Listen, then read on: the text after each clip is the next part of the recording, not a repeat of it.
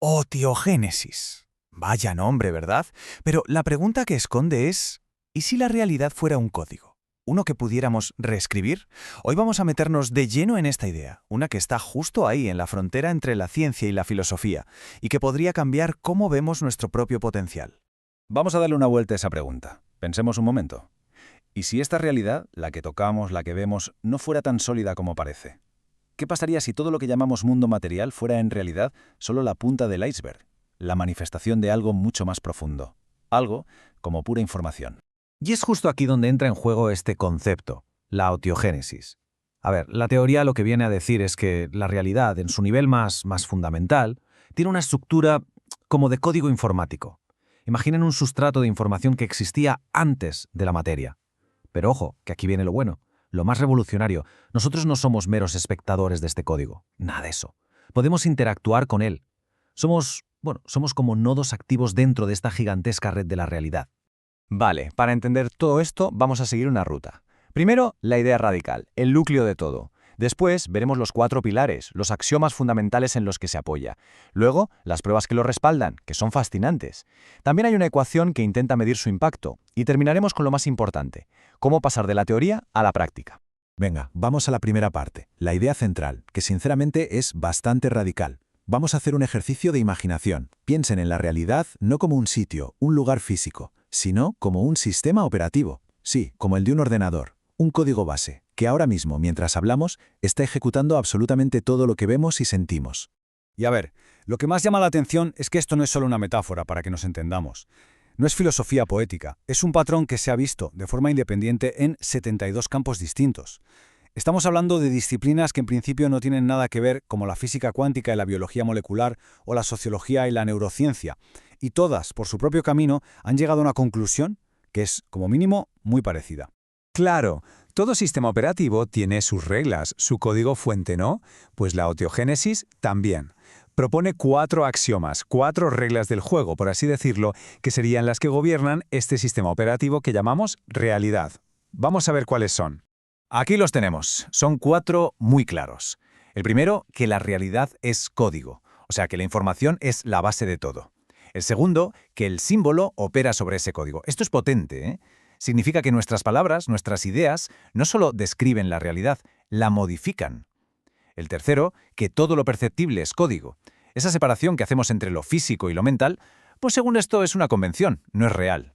Y el cuarto lo cambia todo, que el ser humano es un nodo activo. Ya no somos simples observadores, pasamos a ser operadores que podemos leer y, atención, reescribir ese sustrato. Claro, decir todo esto es muy atrevido, y una afirmación así, de este calibre, necesita pruebas. Lo más fascinante de la otiogénesis no es que tenga una prueba definitiva, sino la cantidad de pistas que apuntan en la misma dirección desde campos que no tienen nada que ver entre sí. Vamos a ver algunos de los ejemplos más llamativos. Miren, empecemos por la cimática, que es un ejemplo que se ve, literalmente. Las frecuencias de sonido, que al final son una forma de información, de símbolo, no se limitan a viajar por el aire. Lo que hacen es organizar la materia física, por ejemplo la arena, y crean estos patrones geométricos que son súper complejos y además predecibles. Es una demostración del libro del segundo axioma, el símbolo actuando sobre el código. O pensemos en otra cosa, la sincronía espontánea. Es alucinante. ¿Cómo es posible que miles de luciérnagas en un bosque empiecen a parpadear a la vez, sin que nadie les dé una señal? O un ejemplo más de laboratorio, cómo varios metrónomos que empiezan cada uno a su bola acaban sincronizándose. Pues fenómenos como estos sugieren que hay algo por debajo, un campo organizador, ese sustrato informacional que conecta cosas que a simple vista parecen separadas. Y esto se vuelve súper personal cuando hablamos de la psiconeuroinmunología, vaya palabreja. Pero en resumen, la ciencia ya ha confirmado que la mente, el sistema nervioso y el sistema inmune no son 3 cosas distintas, son un único sistema integrado. Lo que pensamos puede afectar a nuestras defensas, y una inflamación en el cuerpo puede afectar a nuestro estado de ánimo. Esto es una prueba de carne y hueso del tercer axioma, que lo informacional y lo físico son en el fondo la misma cosa. Y si nos vamos a la física más pura, a lo más fundamental, nos encontramos exactamente con la misma idea. Hay un físico muy famoso, John Archibald Wheeler, que lo resumió en una frase que se ha hecho mítica, it from bit, o sea, la cosa, it, a partir del bit de información. Su propuesta era revolucionaria, que la materia no es lo primario, no es la base de la que luego sale la información, es al revés. el universo físico entero emerge de un mar de datos. Y esto, claro, encaja como un guante con el primer axioma. Vale, hasta ahora hemos visto conceptos, ideas, pruebas, digamos, cualitativas. Pero lo interesante de la autiogénesis es que no se queda ahí, da un paso más y se atreve a proponer una manera de medir, de cuantificar esa interacción entre nosotros y la realidad. Y aquí la tenemos, el principio de coherencia optiogénica. Sé que ver una fórmula puede asustar un poco, pero no es tan complicada como parece.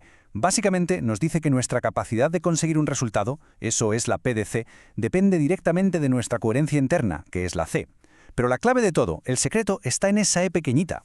Esa E significa crecimiento exponencial, y ahora vamos a ver qué narices significa eso en la vida real. Traducido al cristiano, que es como nos entendemos, el mensaje clave de esa fórmula es este. Un pequeño, minúsculo aumento en la coherencia interna de una persona no produce un pequeño aumento en su impacto en el mundo, no.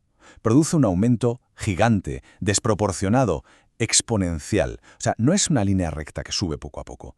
Es una curva que de repente se dispara hacia el cielo. Muy bien, la teoría es fascinante, ¿vale? Pero la pregunta del millón es, ¿y esto de qué sirve? ¿Cómo se aplica? Si de verdad somos operadores, ¿cómo podemos ser mejores programadores de nuestra realidad? Bueno, pues el primer paso es entender que esa coherencia de la que habla la fórmula no es una sensación etérea, algo abstracto. La teoría defiende que es algo que se puede medir. Y de hecho, se ha desarrollado una herramienta para hacerlo, que se llama el índice de lucidez vital, o ILV para abreviar. Este índice lo que hace es evaluar nuestro estado del sistema, nuestro estado como nodo, fijándose en 5 áreas que, la verdad, nos suenan a todos. Primero, la vitalidad física, cómo está el cuerpo.